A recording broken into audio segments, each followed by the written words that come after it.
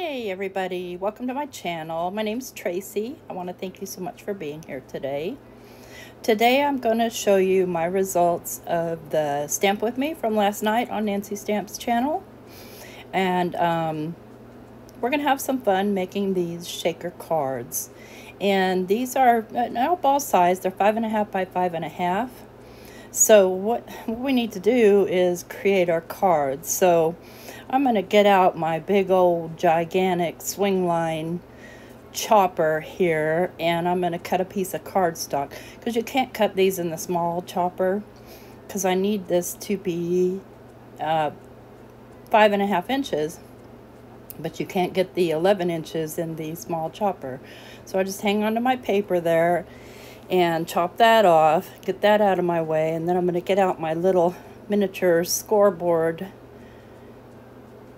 tool. That's from We Are Memory Keepers, I think. And I'm going to score this at 5.5. And just get the scoreboard out of the way. And go ahead and just fold that in half. And I like to hold it like that, and then take my bone folder and press it down towards the center first. And I'm going to make this a top folding card. And then we're going to need 2 more pieces of paper. And I'm going to go ahead and cut those. And all the paper I used was the Accent Opaque White. So I'm going to cut one down to 5 by 5. And I'm going to cut one down to 5.25 by 5.25. And that's going to be my matting layer. And I was playing in Brush-Os this morning. That stuff perma-stains your hands. I don't care how hard you scrub. Anyway, here's the measurements for you, just in case you are like me and forgot. And I usually write this stuff down. So you've got the 5.5 base, the panel, and the 5.25 panel, and the 5 by 5 panel. And then kind of you put your panels in order so you don't accidentally do the wrong one, because I can tell you that I have done that myself. So what I'm going to do here is I'm going to use this Shimmering Bliss in Thulian Pink and Just Squeeze that came with the kit for the Stamp With Me. And I'll drop the link in the description box below with Tracy's actual discount code, so you can save a little money if you decide you want the products used in this particular video. And so what I'm doing here is I'm trying to get my splat box out and situate it so you can see what I'm doing here. And it's not the Tim Holtz splat box, it's just a handmade splat box from an Amazon box. Lord knows we get a ton. What I'm going to do is I'm going to spray down just half of that and kind of let it drip a bit.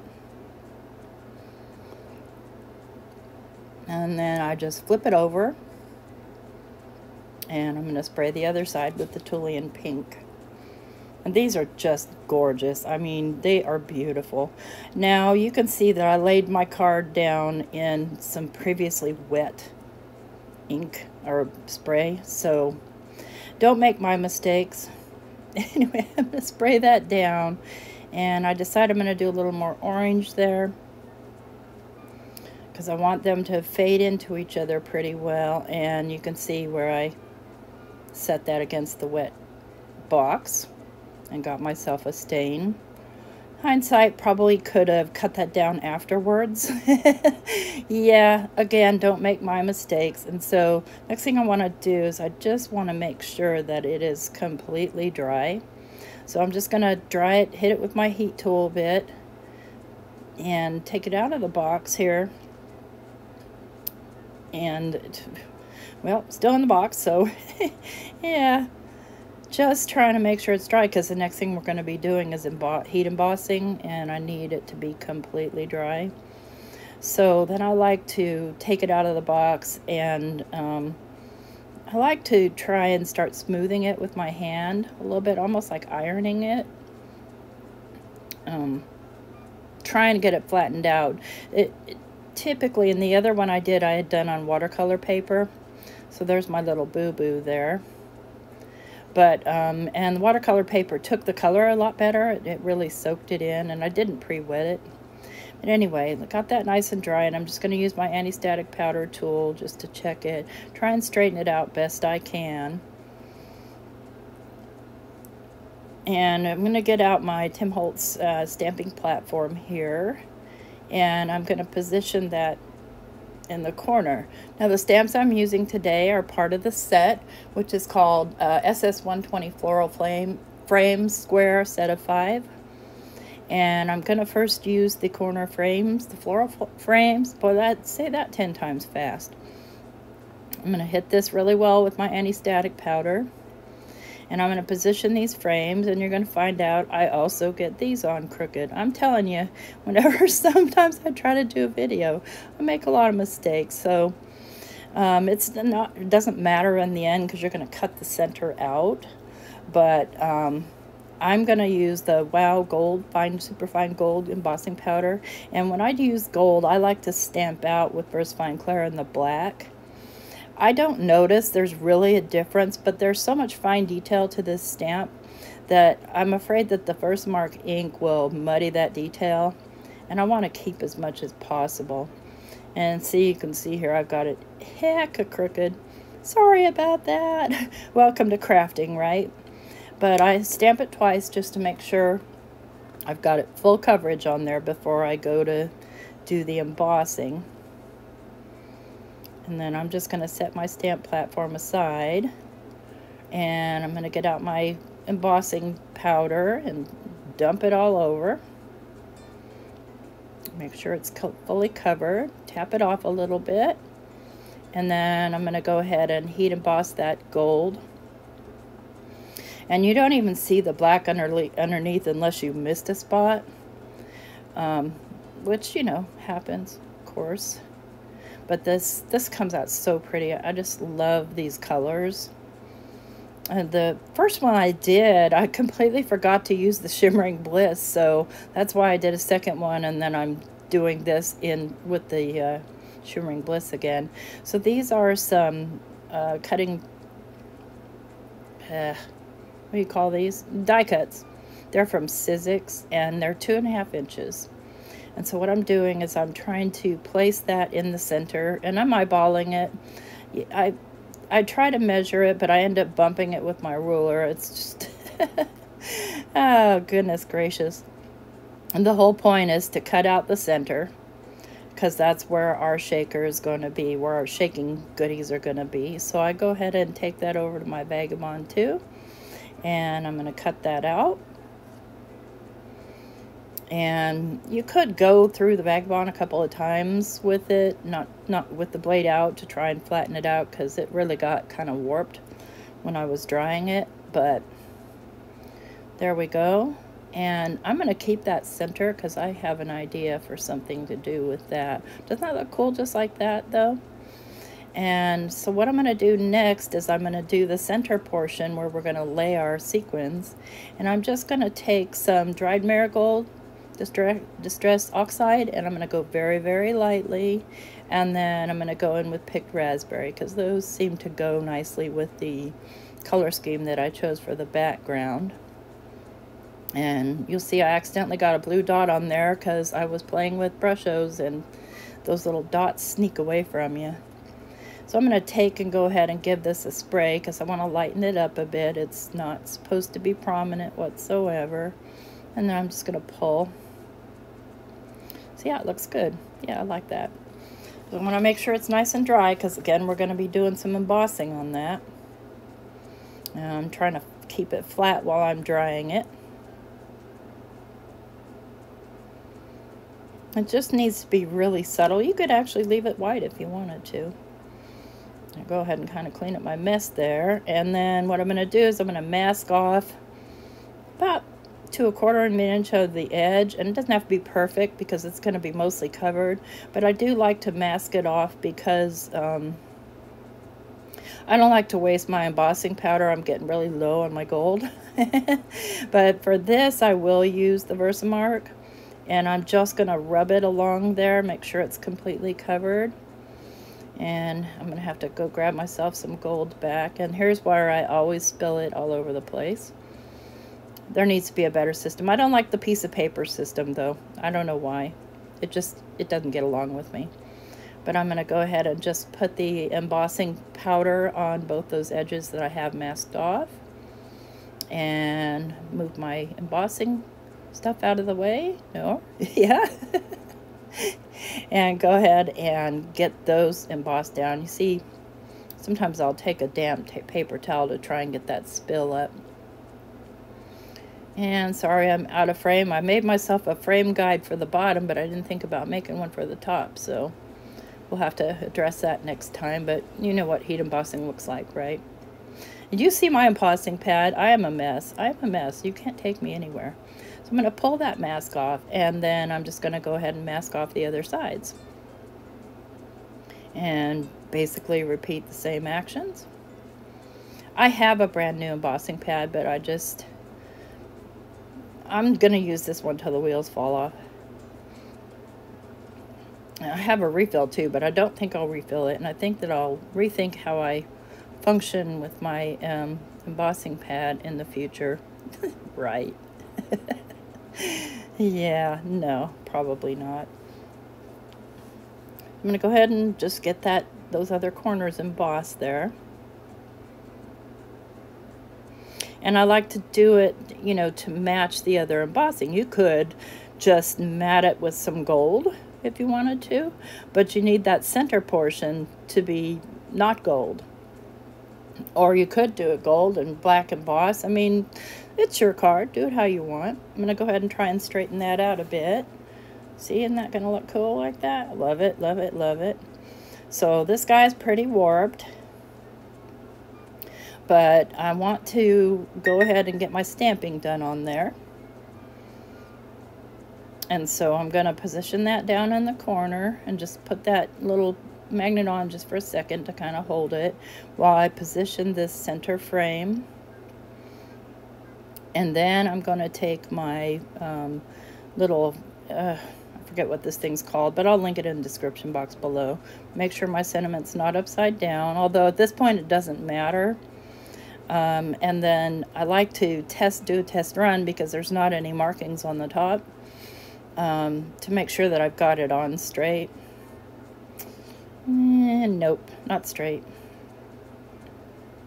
Let me turn it a little bit here, and even worse, that my brain just doesn't do that well. I end up turning it the wrong way. I'm gonna test there. It doesn't look right to me. Let's find out. You don't need a lot of ink. Oh no, that's really bad. Don't do that. All right, move it, test it. Great, happy with it. And then I'm just gonna move everything else out of my way here and put my little magnets down to hold my paper and get my anti-static powder tool. And again, I'm gonna stamp this out in black. I'm dumping my gold embossing powder back into the bottle so I can use it again. And I'm going to go ahead and stamp that twice so it has a nice coating of ink. And then go ahead and dump my gold embossing powder over that. And I've got of course, my embossing tool, my heat tool, warming up in the background so that this goes through quickly. I don't want my paper to warp any more than it's already warped. There we go. I'll get this out of my way here. And yeah, loving it, loving it. So what I'm going to do next is I'm going to actually glue my panel down to my card base. I'm just wiping off any powdery substances that have been floating around there. And I am using my Reptile Adhesive. As you know, I use it for everything except for embellishments, because, you know, like ones that are see-through. Because it does dry clear, but it just doesn't work as well as glossy accents. So since that was so warped, what I'm going to do is I'm going to actually set heavy stuff on here to get that page to flatten out some. And real heavy. Well, now it's in my way. So let me move it back up out of the way here so that I can work on the center. And what we're going to do with that is first we're going to cut a piece of acetate. We're going to cut it to 3 by 3, and I use the Hero Arts acetate panels. Use what you have, you know, back packaging, whatever. But you'll see that that is 2.5 inches there, so I want my acetate to be about, you know, 1/4 inch more all the way around, so I'm cutting it down to 3 by 3.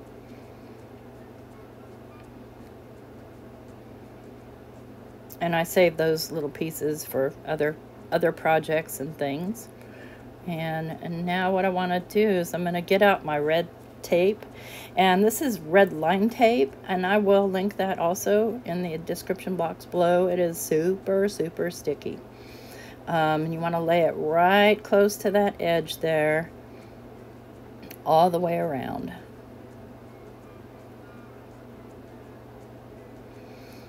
Try and make sure you don't get it over the edge, because if you do, then your sequins or whatever you put in your shaker gets stuck to it. But I do, once I've got my acetate down, I do kind of go over it with an anti-static powder, and I like to really burnish those in to make sure they're good and stuck. And then just pull up the red part, and this is 1/2 inch red tape. You could use 1/4 inch if you had it. You could use glue, but glue gets mucky. So I'm just going to lay my acetate on there, and then I'm just going to take my anti-static powder and kind of just remove any sticky that I possibly can. I still can't get over how crooked I did that. It still turns out good, so that's fine. So now I'm using just some, looks like 1/4 inch foam tape, and I am taping down very close there to the window, actually right along it, and want to make sure I butt those up against each other as well, so there's no place your goodies can escape. And if you cut crooked like me, you can just trim it off so it's straight to make sure those butt against each other. And then just go ahead and trim that off right there at the edge. There we go. And then I'm going to take and go ahead and just do the same with the outside, although it doesn't matter, you know, kind of where it is. You can also use some fun foam, but I didn't have any. All my fun foam is colored, and I just felt like I needed to not have colored fun foam on here, because you can kind of see in the acetate window. So just make sure that's good and stuck down. And then I'm going to go ahead and pull that off, pull the backing off of the tape. And then once I've got that off, I'm going to set it aside for a minute and check my flatness on my card with the mat on it. Yeah, it's nice and flat. So now I'm going to get out my little gems and jewels, and I'm going to keep it pretty simple. I don't want a bunch of stuff in there. I don't want to bury the sentiment or anything, but I love these little gold dot thingies from Sizzix. I'm just going to grab some big ones and some small ones, and just make sure everything's in the middle there.